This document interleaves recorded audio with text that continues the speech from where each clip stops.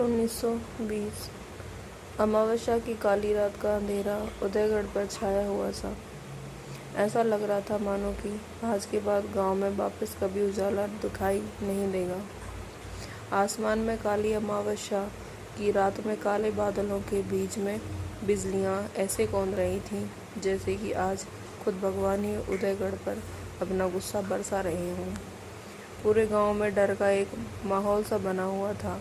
कोई भी इंसान या कहें तो पूरे गांव में एक जानवर भी बाहर दिखाई नहीं दे रहा था।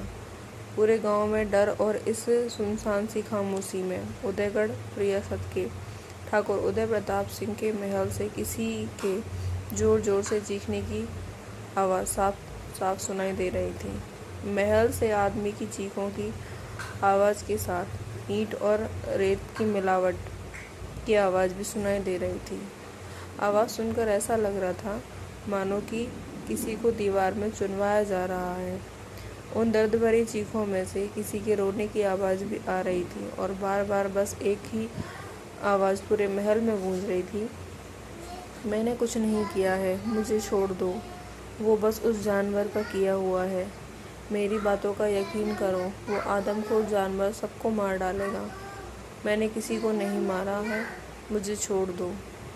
दर्द में कहराते हुए और रोते हुए गांव का गरीब मोहन, जिसके हाथों और पैरों को जंजीरों से बांधा हुआ था, सामने खड़े हुए ठाकुर उदय प्रताप से अपनी जान की भीख मांग रहा था। ठाकुर प्रताप सिंह ने मोहन की और गुस्से भरी नज़रों से देखा और उसे देखते हुए बोले, तुझे माफ़ करूं मैं? हाँ, अरे तेरी वजह से ना जाने कितने लोगों की जान गई है। गांव के कितने लोगों को तूने जानवरों की तरह मौत के घाट उतारा है। तुझे कैसे माफ़ कर दूं, बता। ठाकुर की इस बात पर मोहन ने रोते और दर्द से कहराते हुए अपनी बात को वापस दोहराते हुए कहा, मेरी बातों का विश्वास कीजिए ठाकुर साहब, मैंने किसी की जान नहीं ली। वो सब आदमखोर जानवर का काम है। उसने मेरे परिवार वालों की भी जान ले ली है। ठाकुर साहब, वो किसी को नहीं छोड़ेगा, सबको मार देगा वो। मेरी बात का यकीन कीजिए ठाकुर साहब, मैंने कुछ नहीं किया। दर्द में कहराते हुए मोहन बार बार अपनी सफाई में बस एक ही बात बोल रहा था, लेकिन ठाकुर उदय प्रताप सिंह को उसकी कोई भी बात को सुनना तक पसंद नहीं था।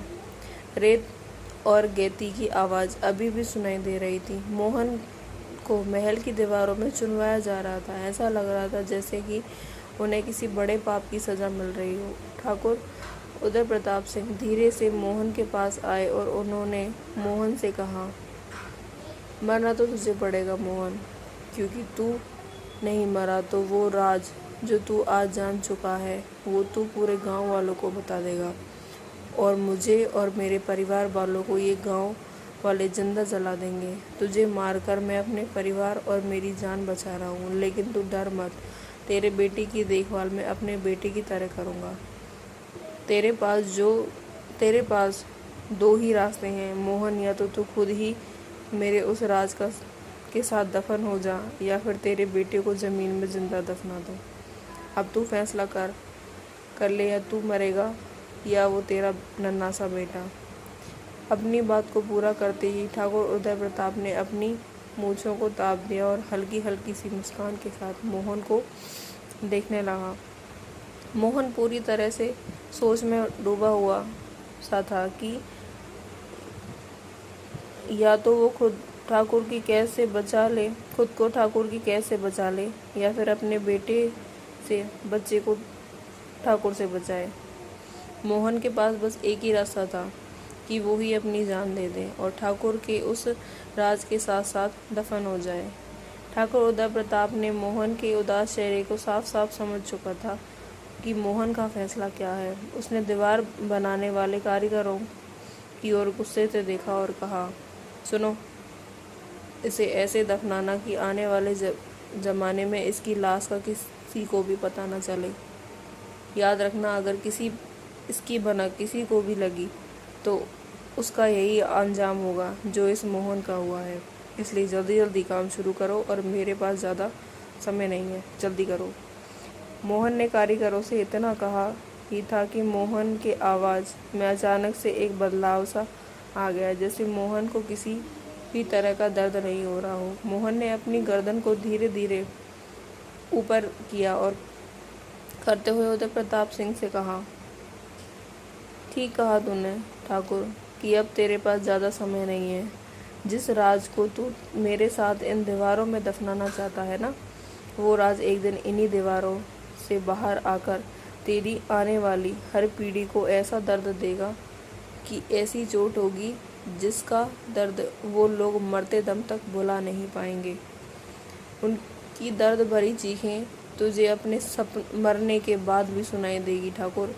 याद रखना, तूने मुझ जैसे सात्विक और आस्थावान गरीब इंसान को जिंदा मारने का जो पाप किया है, उसे तू और तेरा पूरा परिवार धरती के अंत तक भुगतोगे।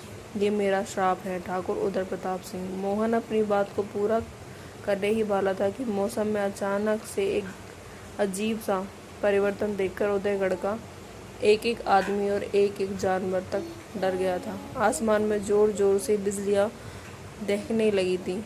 बादलों में जोर जोर से शोर ऐसा मचा हुआ था जैसे कि अभी ही बादलों में विस्फोट होगा और बादल एक साथ फट जाएंगे। डर का ये काला साया न सिर्फ पूरी उदयगढ़ रियासत में बल्कि ठाकुर उदय प्रताप सिंह के महल में भी पहुंच चुका था। मौसम के इस भयानक रुख से ठाकुर उदय प्रताप का पूरा परिवार एक ही जगह पर, जहां पर मोहन को जिंदा दफनाया जा रहा था, वहां आकर खड़ा हो गया। सबकी आंखों में एक अजीब सा खौफ था। वो लोग मोहन को अपनी डरती हुई निगाहों से देख रहे थे। मोहन की आंखों में जैसे ठाकुर के पूरे परिवार का काल दिखाई दे रहा था। मोहन ने अपनी गुस्से भरी निगाहों से ठाकुर उदय प्रताप के परिवार की ओर करते हुए अपनी बात को आगे बढ़ाते हुए कहा, याद रखना ठाकुर उदय प्रताप सिंह, जिस राज को छुपाने के लिए तूने मुझे मारना चाहा है, वो राज ही तेरे पूरे परिवार और इस उदयगढ़ रियासत को ले डूबेगा। ये मेरा श्राप है ठाकुर उदय प्रताप। तेरे खानदान में कोई भी आदमी इस रियासत को चलाने के काबिल नहीं रहेगा। याद रखना ठाकुर, तू, तेरा परिवार और ये उदयगढ़ रियासत इस श्राप से कभी भी मुक्त नहीं हो पाओगे। याद रखना ठाकुर, कोई भी नहीं बचेगा, न तू और न ही ये उदयगढ़ रियासत।